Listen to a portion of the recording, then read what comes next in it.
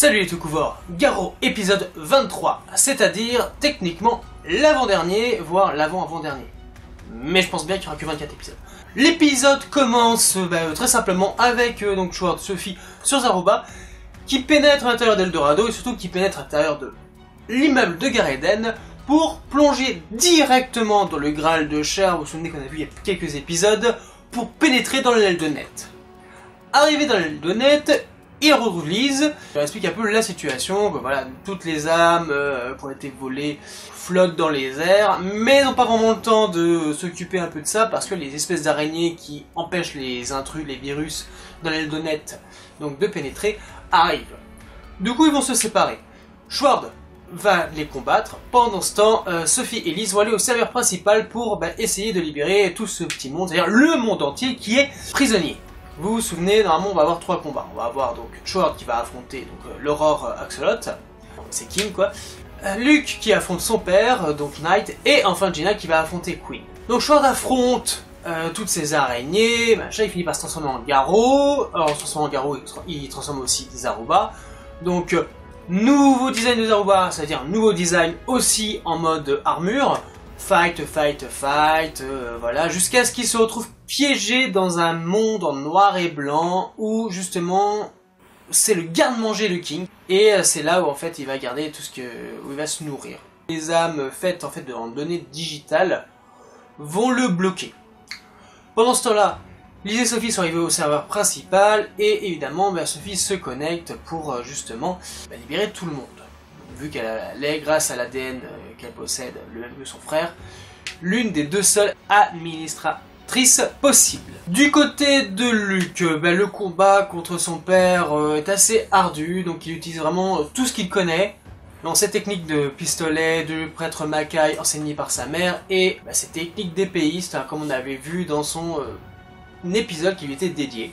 Donc voilà, le combat continue entre eux. Du côté de Gina et Queen, eh bien c'est à peu près pareil, donc ils montrent vraiment toutes leurs capacités. Queen va finir par se transformer en sa forme Aurore. King pense avoir réussi à stopper Schwartz. Alors il raconte des petites choses, genre oui, depuis toutes les époques, vous avez toujours essayé de nous arrêter, nous les aurores. Mais vous êtes toujours là, bla bla bla, tout ça, hein. Bref, tant qu'il y aura des aurores, il y aura des Makai Kishi. Et Schwartz en fait se laisse pas démonter, alors qu'on pensait qu'il dormait, en fait non, pareil, il lui répond au laïus en disant oui mais non, mais voilà, nous on a besoin de personne, notre but c'est aider l'humanité à se relever après que vous les aurores, vous ayez détruit leur vie. C'est cette mission-là qui fait de nous des Makai Kishi. Donc bam, Schwartz se réveille de cette transe, donc il est toujours dans le monde en noir et blanc. Gros combat, gros combat, je veux dire, il essaie de s'échapper, il finit par réussir à s'échapper et aller dans un espèce de couloir dimensionnel, ou plutôt on va dire digital, parce que je suis quand même dans un monde digital, où Zaruba va lui donner un petit cadeau, la Makaiken qu'on voit dans toutes les sons de Garou, qui sont une sorte de power-up montrant vraiment qu'on est vraiment dans le combat final. Lise et Sophie se voient attaquer par les araignées Aurore, j'appelle ça comme ça, ainsi que Bishop qui se ramène tranquillos, dit bon allez les filles arrêtez vos bêtises, tout ça. Sophie se laisse pas du tout démonter, donc même si au final sa connexion à la console rend ça douloureux, elle s'acharne pour justement trouver une situation pendant que Lise a dressé un bouclier autour d'elle. Donc c'est la Team Sister quand même est assez badass, donc il y a une espèce de lien qui se crée entre elles qui est vachement sympa. Sophie, de par sa volonté qu'elle ne veut plus voir les gens mourir en fait, va acquérir une sorte de vision où elle va voir son frère et elle petite, où son frère va dire qu'il sera toujours là pour elle. Voilà un petit moment quand même assez, pas mélodramatique mais mignon, voilà, où oui Martine lui fait ses derniers adieux tout en lui donnant le mot de passe qui va lui permettre en fait de régler la situation. Elle tape le code nécessaire ainsi que le mot de passe pour justement libérer toutes les âmes. De ce fait, Bishop lui s'en va avec un petit sourire. Donc je ne sais pas à quoi il sert au final. Est-ce que ce sera peut-être le boss final. Du côté de Sword, il retrouve King qu'il bute en 2 secondes, hein, comme la plupart des horreurs de fin de saison. Suite à donc ces 2 actions, donc la dimension de King où il dévorait, gardait les âmes disparaît pour que Sword puisse rentrer et récupérer un peu tout le monde. Pour nos 2 amis, eh bien Luke, en très mauvaise posture face à son père, se fait embrocher sur un mur, mais heureusement, grâce à son intelligence, grâce à sa vitesse d'exécution, il a dressé tout un cercle de pièges Makai qui explose. Malheureusement, ça n'a pas fonctionné. Et comme ultime cadeau, son père le laisse en vie en reconnaissant sa valeur. Du côté de Gina, eh bien Gina, elle a bousillé Queen. Un truc de fou, elle a vraiment tout utilisé. Elle a même fait exploser sa bagnole sur elle pour la finir à coup de lance. 3-1 pour les héros, donc c'est pas mal. Alors que Sword est en train de rentrer tranquillement au guidon de Zaruba, il se fait happer par Knight qui a revêtu son armure. Et devant un Sword dubitatif complètement idiot, on voit le passage à la monde réelle qui se referme. Et on sait pertinemment ce qui va se passer. Next épisode, Sword contre Knight. Et peut-être Bishop.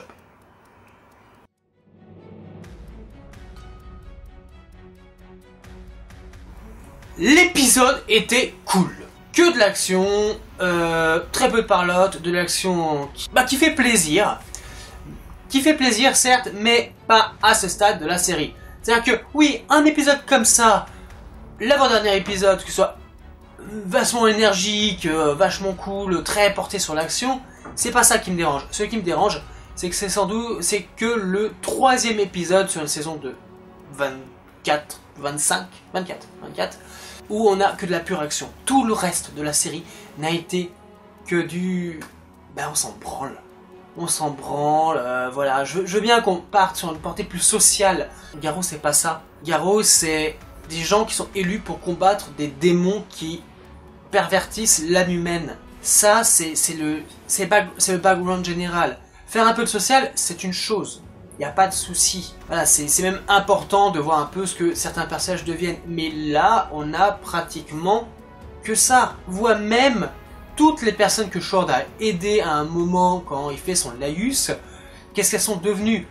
Ok, c'est cool, mais perso, je m'en branle. Ah oui, en passant, pendant le laïus de l'Aurore, Axolot, King, on a le droit à des images des 2 anciennes séries. Encore les images de Raiko et ses amis, quand même, sont super belles, tout ça.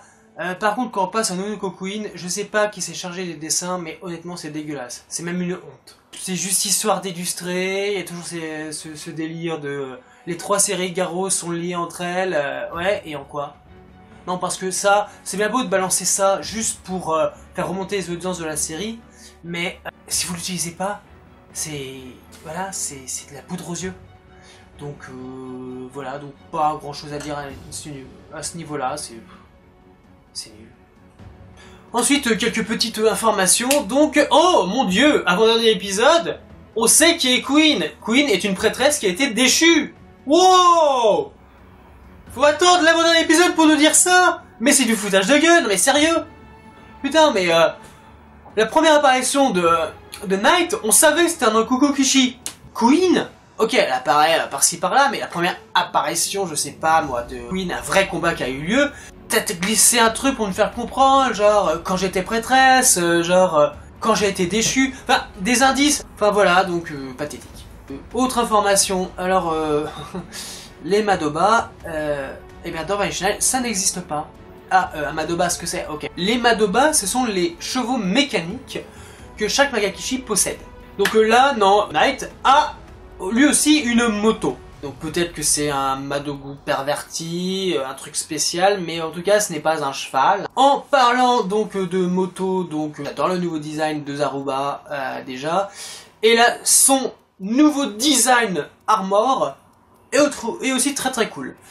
Donc voilà, un épisode plutôt cool, plutôt sympa, mais qui malgré sa place légitime voilà, d'avant-dernier épisode où c'est en pure action. Non, je suis content, je suis quand même content qu'on ait eu ce genre d'épisode. Sinon la musique est super sympa, sauf la dernière musique, putain mais Pourquoi tu me fous de la techno? Non mais sérieux? De la techno genre, oh, ça sort d'où? Tout le reste de l'épisode avait des musiques quand même super sympas, qui me faisaient bien rentrer dans l'action, et là à la fin t'as de la techno. Bref, épisode plutôt cool, à voir ce que le dernier va donner, et puis on se retrouve la semaine prochaine. Allez, bye!